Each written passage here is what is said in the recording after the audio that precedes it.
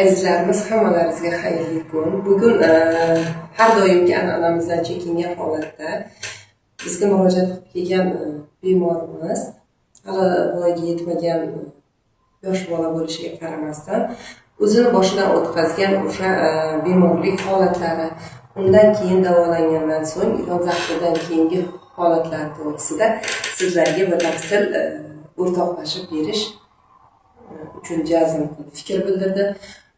Buni tinglab ko'ramiz azizlarimiz.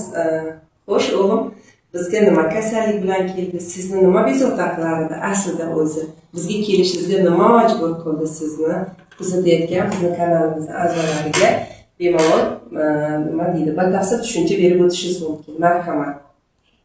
Да, у меня была болезнь, аллергия, и мне сложно дышать, короче. И меня, короче, мучило, я не мог нормально